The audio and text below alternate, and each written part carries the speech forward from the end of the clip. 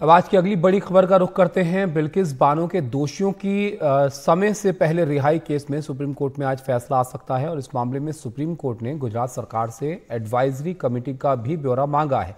साथ ही सरकार पर कई सवाल भी उठाए हैं। सुप्रीम कोर्ट ने गुजरात सरकार से पूछा है कि इस केस के दोषियों को 14 साल की सजा के बाद राहत दी गई है तो बाकी कैदियों को सजा से राहत क्यों नहीं दी गई है।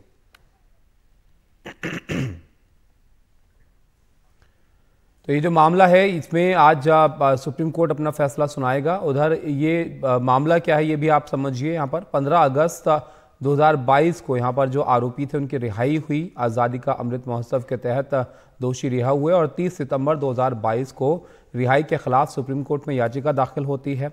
यहाँ पर अक्टूबर 2023 में सुप्रीम कोर्ट में 11 दिन की सुनवाई जो है होती है और सुप्रीम कोर्ट ने रिहाई पर कई सवाल भी यहाँ पर उठाए और कहा कि हम क्षमा नीति के खिलाफ नहीं हैं। सिर्फ बिल्किस के दोषियों को फायदा यहाँ पर क्यों दिया गया, इस सवाल भी पूछा गया। अन्य दोषियों को इसका फायदा क्यों नहीं। जब गोधरा कोर्ट में ट्रायल नहीं हुआ तो फिर उनकी राय जो है इस मामले में क्यों मांगी गई।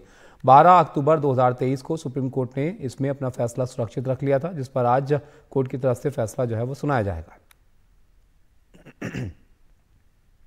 ये पूरा मामला क्या है ये भी आपको बताते हैं। यहाँ पर फरवरी मार्च 2002 के बीच का ये मामला है, जहाँ पर गोधरा कांड के बाद दंगे भड़के थे और 3 मार्च 2002 को बिल्किस बानो के परिवार पर हमला जो है वो किया गया। भीड़ ने 5 महीने की गर्भवती बिल्किस से गैंगरेप किया और भीड़ ने बिल्किस के परिवार के 7 लोगों की हत्या जो है वो कर दी और मामला सुप्रीम कोर्ट में जो है कोर्ट के आदेश पर सीबीआई की जांच यहाँ पर हो और 2004 में सभी आरोपियों की गिरफ्तारी जो है वो होती है और पहले अहमदाबाद फिर मुंबई में केस का ट्रायल होता है।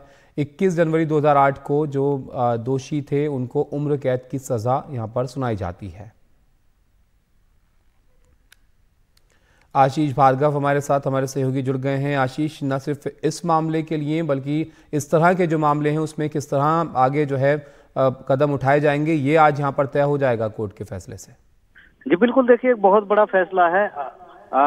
ये बिल्कुल नजीर तय होगा कि क्योंकि अभी तक जो रेमिशन जो समय से पहले छूट की जो अधिकार था वो पूरी तरह से राज्य सरकारों के पास था, लेकिन इस ऐसे मुद्दों ने कई बड़े सवाल उठाए हैं। एक दो केस और भी इस तरीके के आए थे जिस पर इस तरह की सवाल उठे थे, तो सुप्रीम कोर्ट ने बड़े सवाल उठाए और फिर अब जो है मामला में एक बड़ा फैसला आएगा। यहाँ पर बिल्कुल ये नजीर बनेगा क्योंकि जितने भी अदालत के फैसले हैं वो ये कहते हैं कि रिमिशन का अधिकार जो है वो सरकार का है, उस पर अदालत को ज्यादा दखल नहीं देना चाहिए, लेकिन उसकी प्रक्रिया क्या हो इस पर बिल्कुल अदालत दखल दे सकती है। और यही जो बात है वो सुप्रीम कोर्ट ने कही भी थी कि आप चुनिंदा लोगों को कैसे राहत दे सकते हैं। बहुत सारे लोग हैं जिनको सालों साल हो गए वो जेल में सड़ रहे हैं, क्या उनको इस तरह की रिहाई का मौका नहीं मिलना चाहिए, उस पर विचार नहीं होना चाहिए। ये एक बड़ा सवाल था और अब एक बड़ा फैसला जो है आ जाएगा जो भविष्य में किस तरीके की के नियम कानून हो, किस तरीके से राज्य सरकारें काम करें,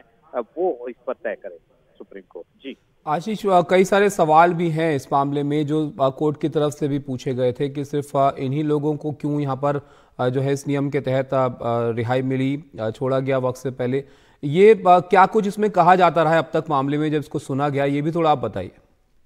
जी देखिए, यहाँ पर राज्य सरकार का ये कहना था कि केंद्र सरकार से मंजूरी ली गई थी और बाकायदा नीति के तहत ऐसा किया गया क्योंकि अदालत में ये लोग पहुंच गए थे और अदालत ने कहा था कि इसको डिसाइड करें।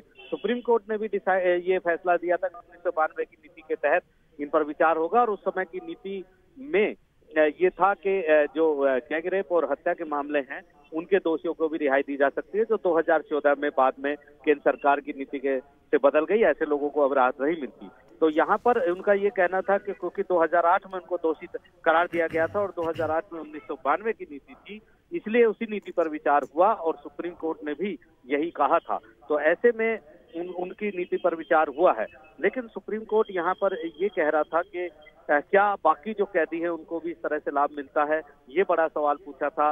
याचिकाकर्ता भी लगातार ये कह रहे थे कि समाज में बहुत गलत संदेश जा रहा है। इतने गंभीर और निशंस कांड पर अगर दोषियों को 14 साल में रिहाई मिलेगी तो निश्चित तौर पर काफी देश में गलत संदेश जाएगा। और ये भी सुप्रीम कोर्ट ने नोट किया था कि ये जो दोषी हैं इनको बार बार पैरोल फरलो मिलता रहा और करीब 1000 दिन ये लोग बाहर भी रहे अदालत से, तो ये जेल से, माफ कीजिएगा, तो ये एक बड़ा सवाल था जिस पर आज सुप्रीम कोर्ट का एक बड़ा फैसला आने वाला है।